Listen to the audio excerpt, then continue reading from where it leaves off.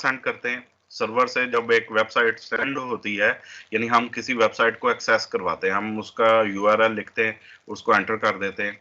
ज़ाहिर बात है कि वो अपने सर्वर से, उनका सर्वर हो सकता है कहीं बहुत रिमोट एरिया में पड़ा हुआ हो, तो रिमोट एरिया से मुराद ये है कि वो हो सकता है जर्मनी में पड़ा हुआ हो, वहाँ से हम उसको एक्सेस करवा रहे हैं, तो वेबसाइट हमारे पास आ रही है, पाकिस्तान में लेट्स सपोज के आ रही है, तो हमारे पास जो कंटेंट आएगा, जो चीज़ आएगी, वो HTML फॉर्मेट के अंदर ही आएगी। हमारे पास जो चीज़ होगी HTML हो सकती है, उसमें स्क्रिप्ट हो सकता है, कौन सा जावास्क्रिप्ट हो सकता है, उसमें CSS होगी एंड नथिंग एल्स। क्यों? क्योंकि ब्राउज़र जो है वो इन तीनों के अलावा, तीनों लैंग्वेजेस के अलावा और किसी चीज़ को समझता ही नहीं है। ब्राउज़र को और चीज़ कोई समझ नहीं आती। ब्राउज़र को बराह रास्त PHP समझ नहीं आएगी, पाइथन इसको समझ नहीं आएगी, पर्ल इसको समझ नहीं आएगी ब्राउज़र को, लेकिन जावास्क्रिप्ट को समझेगा, क्योंकि ये क्लाइंट साइड पे। अब फायदा क्या होगा, मैं यहाँ पे आप लोगों को एग्जांपल देता हूँ। पॉइंट ये है, पहला जो पॉइंट इसने दिया है, पॉइंट ये है कि जनाब लेस सर्वर इंटरेक्शन है। लेस सर्वर इंटरेक्शन, हेलो जी, हाँ आ गया, वापस आ गया, हाँ ठीक है। अब पता नहीं, मैं क्लास पढ़ा रहे हैं, बाद में करना। अच्छा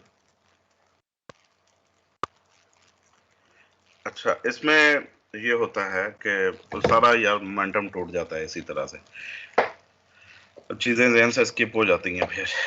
अच्छा, हम बात कर रहे थे जैसे लेस सर्वर इंटरेक्शन की, तो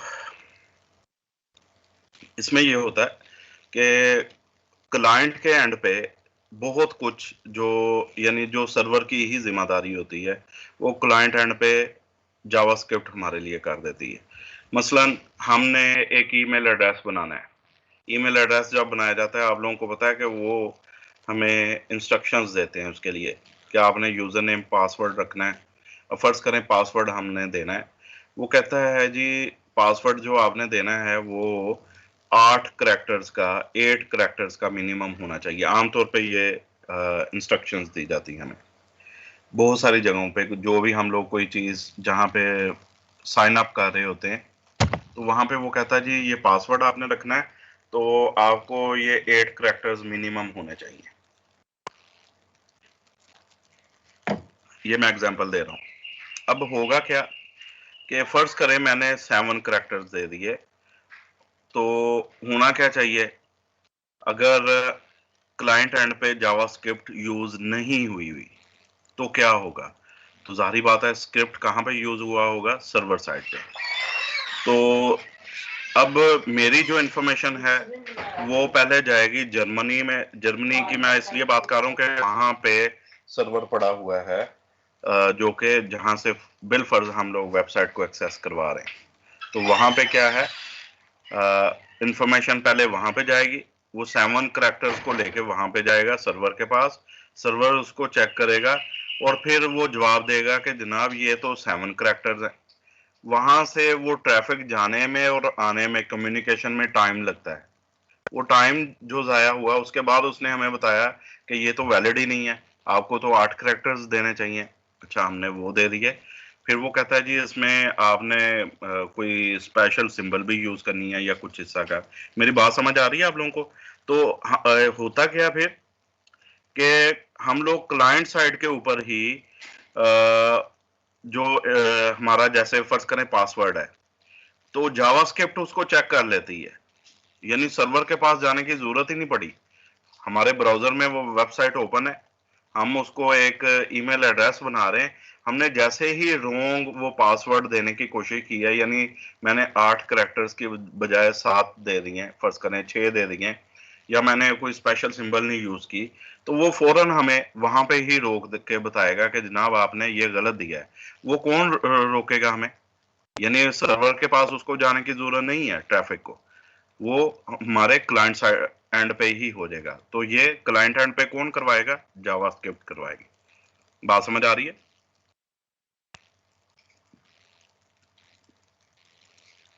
सुन तो नहीं गए हो? जी सर। समझ आ रही है बात? तो इस तरह से इस चीज को कहा जाता है लेस सर्वर इंटरेक्शन, यानी जो सर्वर की इंटरेक्शन है वो कम हो जाएगी, क्योंकि क्लाइंट एंड पे ही बहुत कुछ हो रहा होगा। क्लाइंट एंड पे कौन करवा रहा है? सारी चीजें, वेरिफिकेशन, वैलिडेशंस कौन चेक करवा रहा है? वो जावास्क्रिप्ट। हमने स्क्रिप्ट जो यूज किया हुआ जावास्क्रिप्ट की शक्ल में। अच्छा, एक और एग्जांपल लेते हैं। आप लोग ऑनलाइन कोई परचेजिंग करते हैं, किसी आप ई कॉमर्स वेबसाइट पे चले जाते हैं, या आप लोगों ने फूड पांडा वगैरह ऐप यूज की होगी, की है सभी ने या किसी ने आप में से? जी सर। जी सर। ठीक है। फूड पांडा पे जब आप लोग ऑर्डर करते हैं कोई चीज, आपने एक चीज की, दो चीजें की, तीन, चार, वो जैसे जैसे करते जाएंगे ऐड अप होती जाती है, आप उनकी क्वांटिटी भी ऐड करते जाते हैं।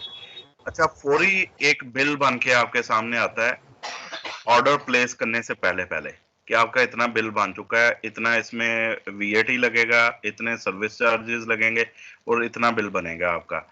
प्लेस ऑर्डर, आप प्लेस करना चाहते हैं या नहीं? ये सारा कुछ जो है ये कहाँ पे हो रहा है? ये क्लाइंट एंड पे हो रहा है, यानी हमारे पास ही हो रहा है। कैलकुलेशन इवन उसकी हो रही है।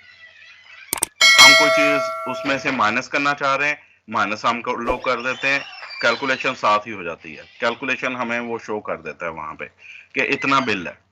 जब तक हम उसको प्रोसीड नहीं करते, उसको ऑर्डर को प्लेस नहीं करते, वो इंफॉर्मेशन उस वक्त तक सर्वर के पास नहीं जाती। इसका मतलब है कि सर्वर को उस वक्त तक जरूरत ही नहीं है, वहां तक भिजवाने की जरूरत ही नहीं है, क्योंकि सारा कुछ कैलकुलेशंस और जो भी हम लोग ऐड टू कार्ट कर रहे होते हैं बास का चीजें, तो वो सारे की सारे इंफॉर्मेशन कहाँ पे, कौन उसको बना के दे रहा है हमें? वो जावास्क्रिप्ट बना के दे रही है, या जो क्लाइंट एंड की जो क्लाइंट साइड जो स्क्रिप्टिंग लैंग्वेज है वो बना के दे रही है। मेरा ख्याल बात समझ आ गई है आप लोगों को? जी सर, आ गया। जी सर।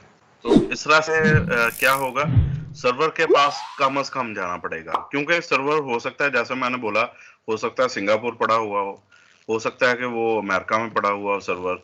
तो वहां पे एक तो वो पहले जाए, सर्वर उसको चेक करे, सर्वर खुद भी बिजी होगा और यानी बहुत सारे लोग उसको एक्सेस कर रहे होंगे, तो वो ट्रैफिक का आना जाना और फिर इंटरनेट का कनेक्शन, हमारा जो बैंडविड्थ और सारा कुछ वो डाल के हमारा टाइम ज़ाया होगा उसमें। तो इस चीज़ को कम करने के लिए फिर क्या किया गया, जावास्क्रिप्ट को बनाया गया था और लैंग्वेज के तौर पे बनाया गया। तो ये बहुत सारे जो चीज़ें हैं हमारी क्लाइंट एंड पे ही ये हमारे लिए सॉल्व कर देती है, क्योंकि है ही क्लाइंट एंड की ये लैंग्वेज। ठीक है, समझ आ रही है बेटे बात?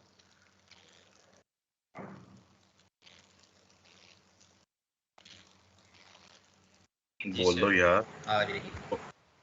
ओके। जी सर। सेकंड पॉइंट है, वो कहता है कि immediate feedback to the visitors, यानी फौरी तौर पे विजिटर को फीडबैक मिल जाता है। ये बड़ा फायदा है, वही टाइम की बचत होगी। एक तो सर्वर के साथ इंटरेक्शन कम होगी, दूसरा क्या हुआ कि फौरी तौर पे हमें जो क्लाइंट होता है उसको फौरी विजिटर जो होता है उसको फीडबैक मिल गया। यानी कैलकुलेशन बजाय इसके कि वो सर्वर जाके करे, जैसे मैं फूड पांडा की बात कर रहा हूँ, या हम कोई और चीजें हम लोग ऐड टू कार्ट करते हैं किसी ई कॉमर्स वेबसाइट पे, हम 10-15 चीजें ऐड टू कार्ट कर रहे हैं, तो जब हम लोग उसको देखते जाएं, पहले वो सर्वर के पास जाए और उसकी कैलकुलेशन करवाए और फिर हमारे पास आए, हम कोई लेस करना चाह रहे हैं चीज, उसमें से रिमूव करना चाह रहे हैं, उसके फिर माइनस करे, उसको डिडक्ट करे, तो ये बड़ा लंबा चौड़ा वो हो जाता है। तो ये क्या होगा, जावास्क्रिप्ट क्या करती है, वो जनाब फौरी तौर पे हमें जो है फीडबैक वहां से मिल जाता है। नंबर थर्ड पॉइंट है जी, इंक्रीज्ड इंटरेक्टिविटी। जो यूजर की इंटरेक्टिविटी है वो बढ़ जाती है, वेबसाइट के साथ इंटरेक्शन बढ़ती है। तो यूजर जो है वो यानी वेबसाइट के साथ बराह रास्त वो लिंक अप होता है इंटरेक्शन करता है। और चौथी जो चीज है वो कहता है रिचर इंटरफेसेस। तो हमारे पास एक रिच इंटरफेस आती है। इंटरफेस क्या होती है? जैसे एक आप लोग अभी या आप लोगों ने एप्लीकेशन ओपन की हुई है MS Teams, तो ये सारी ये जो हमारे सामने इस वक्त शो हो रहा है, ये मेरे पास ऐप है इंस्टॉल्ड, ये इंटरफेस है इसकी। तो इसी इंटरफेस के थ्रू हम लोग लिंक्ड हैं आपस में, इसी के थ्रू हम आपस में बातचीत कर रहे हैं। तो हर जो सॉफ्टवेयर होता है या कोई वेबसाइट होती है उसकी इंटरफेस होती है जो कि हम लोग देख रहे होते हैं, जो उसकी स्क्रीन होती है डिजाइन की होती है, फ्रंट एंड कह सकते हैं हम लोग। तो उसकी इंटरफेस होती है और उसके साथ हम लोग इंटरेक्शन कर सकते हैं। ठीक है, समझ आ गई है बात? तो डायनामिक वेबसाइट ऐसी होती है जिसके साथ यूजर की इंटरेक्शन होती है, जबकि स्टैटिक जो होती है उसके साथ यूजर की कोई इंटरेक्शन नहीं होती। समझ आ गई है ये चीज?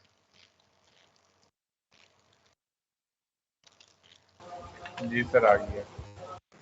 जी सर। यानी कोई भी ई कॉमर्स वेबसाइट होगी तो वो डायनामिक होगी या स्टैटिक होगी? वो सर वो तो डायनामिक होगी ना, क्योंकि वो कुछ डायनामिक। चीजें हमें वहीं पे शो करवा रहे हैं। हमारी इंटरेक्शन होती। शाबाश।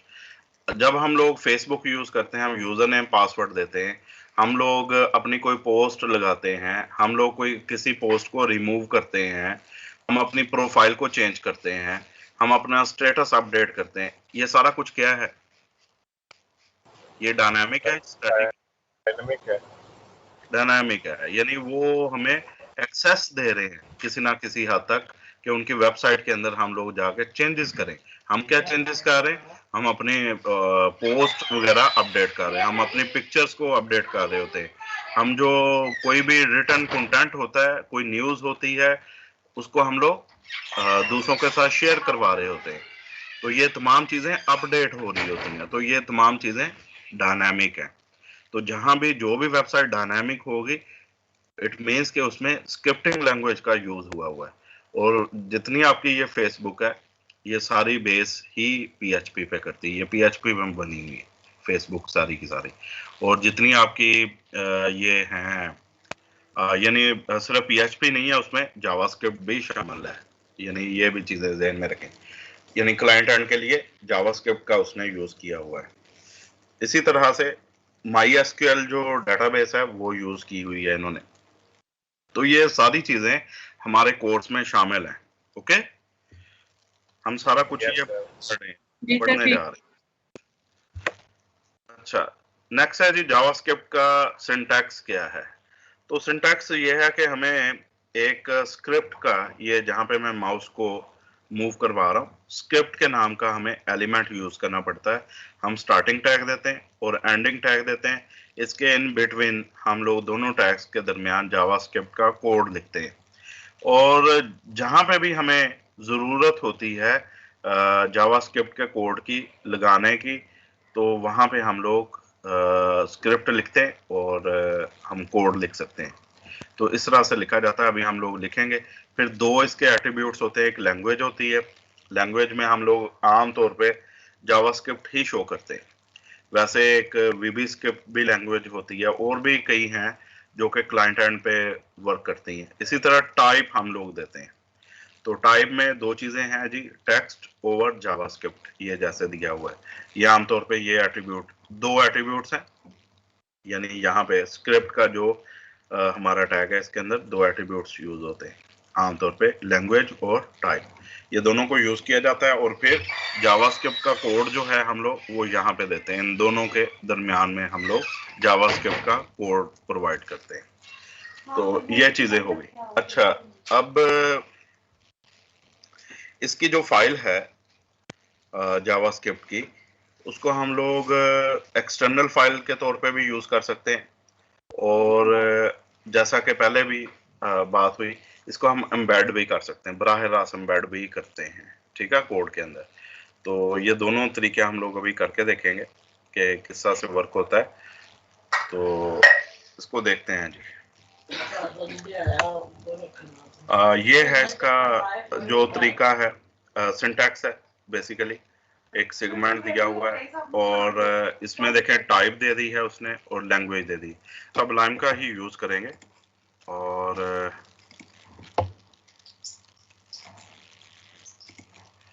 हम एक नई फाइल क्रिएट करते हैं, इसको सेव करवा लेते हैं और इसको हम लोग नाम इसका जो रखना है, इसके लिए एक फोल्डर हम लोग नया क्रिएट कर लेते हैं यहाँ पे जावास्क्रिप्ट के लिए।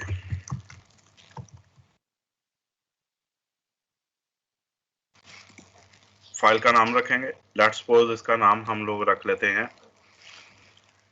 इंडेक्स।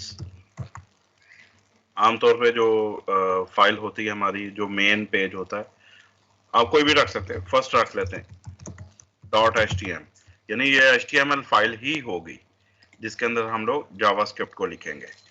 तो यहाँ पे इसका बेसिक स्ट्रक्चर लिख लेते हैं और जावास्क्रिप्ट टाइटल आ गया।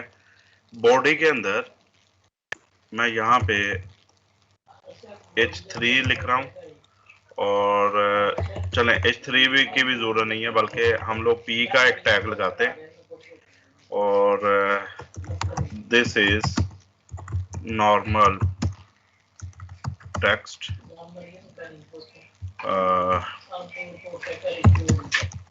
नॉर्मल टेक्स्ट written in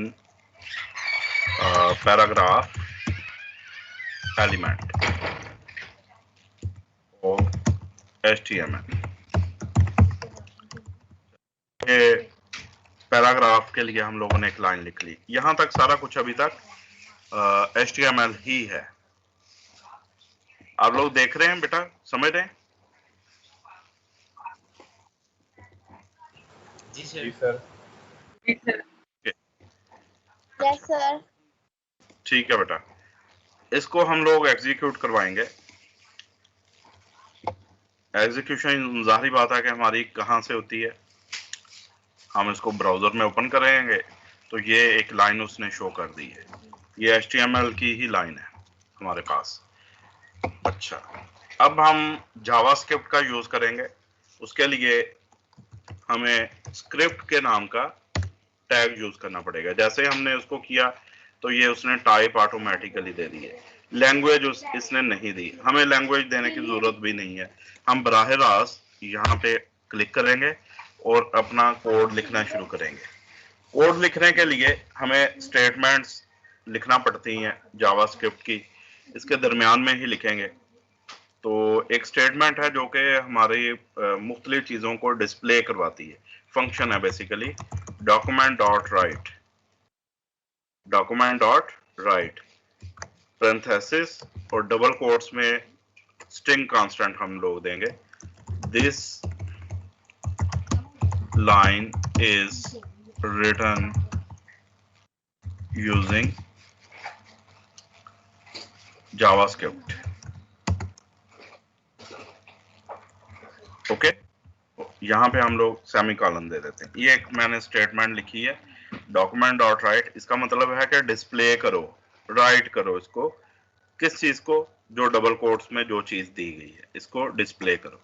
ये लैंग्वेज अब इंटरप्रेट जब इसको करेगी तो इस तरह से करेगी, यानी डिस्प्ले करो किसको, जो भी इसमें लिखा हुआ है इसको डिस्प्ले कर दो। तो यहाँ पे हम लोग क्लिक करेंगे, इसको रन किया तो ये देखें, ये जावास्क्रिप्ट की लाइन है। फॉलो कर रहे हैं बेटे बात? ये हमारी HTML की है नॉर्मल पैराग्राफ के अंदर, और ये क्या है, ये हमारी जावास्क्रिप्ट की लाइन है। कुछ समझ आई बात? Yes sir. जी। अच्छा, अब डायनामिसिटी इसकी हम लोग चेक करते हैं कि डायनामिक कैसे होती है। थोड़ा सा मैं यहाँ पे, हम यहाँ पे एक देते हैं जी BR, ब्रेक दे देते हैं। ये स्क्रिप्ट से बाहर है, ये जहन में रखें, स्क्रिप्ट से बाहर है, इट मीन्स कि हम लोग HTML में लिख रहे हैं। यहाँ पे मैं कुछ चीज लिख देता हूँ। फर्स्ट करें, मैं यहाँ पे लिखता हूँ 8 मल्टीप्लाई बाय 5, 8 मल्टीप्लाई बाय 5, ये मैंने लिख दिया। मैं इसको सेव करवा देता हूँ, लिखा गया 8 मल्टीप्लाई बाय 5। लेकिन इसके बाद हम लोग BR भी यूज कर लेते हैं, ब्रेक, और 2 ब्रेक्स बल्कि ले लेते हैं। ये देखें 8 मल्टीप्लाई बाय 5 जैसे लिखा था वैसे लिखा गया।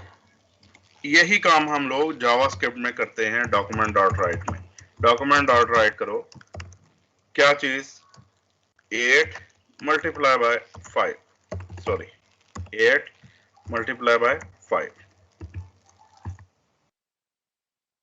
और यहाँ पे हम लोग ब्रेक भी ले लेते हैं।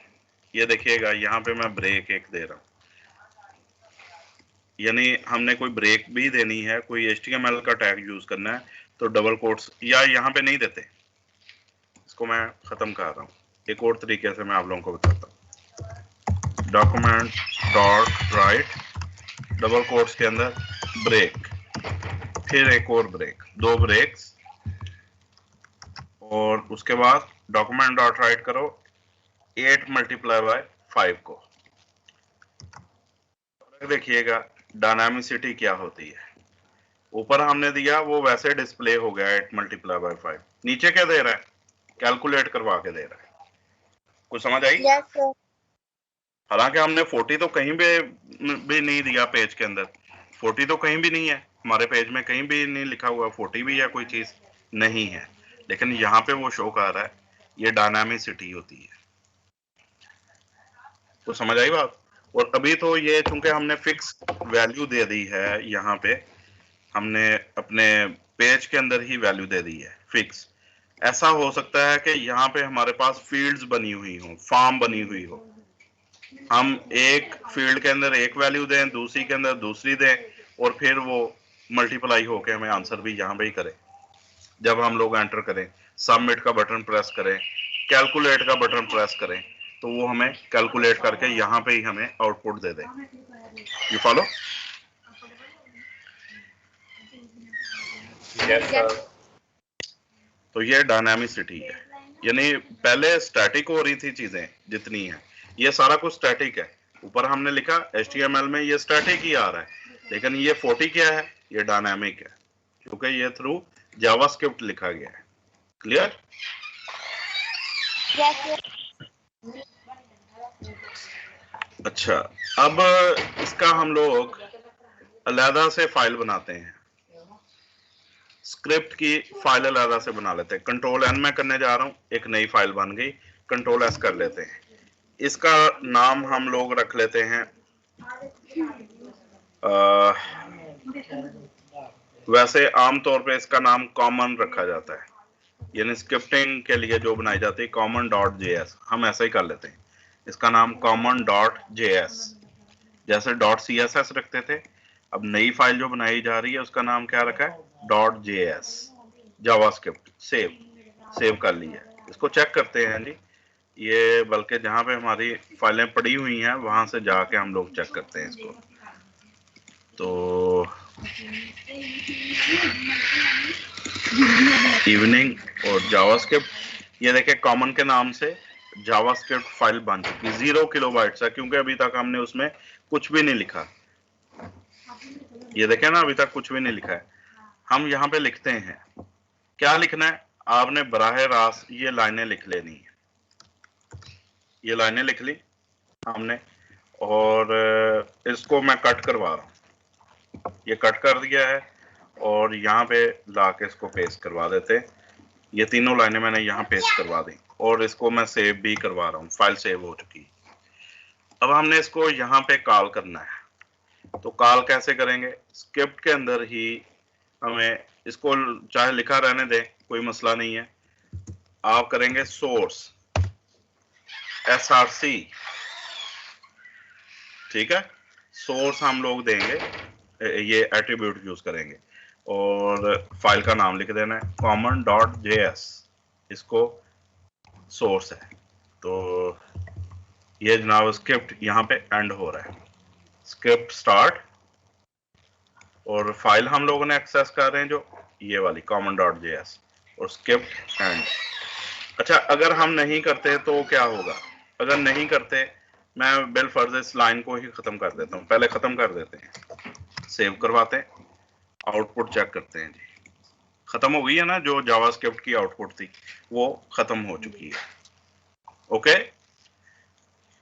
Yes, sir. तो अब हम लोग उसको एक्सेस करवाएंगे। जहां भी आप लोगों ने एक्सेस करवाना है तो क्या करना है, स्क्रिप्ट लिखेंगे, स्क्रिप्ट का टैग दे दिया, और साथ ही आप लोगों ने इससे बाहर आना है और src का एट्रीब्यूट दे के डायरेक्ट फाइल का नाम लिखना है, common.js जैसे इसका नाम है। तो हम लोगों ने ये नाम लिखा और अब इसको सेव करवाते हैं और एंटर कर देंगे। और जैसे मैंने इसको रिफ्रेश किया तो वही वाली इंफॉर्मेशन दोबारा यहाँ पे आ चुकी है एक्सटर्नल फाइल के तौर पे। अगर हम दोबारा से उसको कॉल करेंगे इसी कोड को उठा के, अच्छा इधर चले कॉपी कर लेते हैं, पेस्ट पेस्ट एंड पेस्ट, 3 दफा मैंने पेस्ट करवा दिया है, 4 दफा हो चुका है ये। तो अब चेक करते हैं आउटपुट, तो 4 दफा वही चीज रिपीट हो रही है। क्या बात समझ आई आप लोगों को बेटे? जी सर। जी सर। तो प्रॉब्लम हुई यहाँ तक?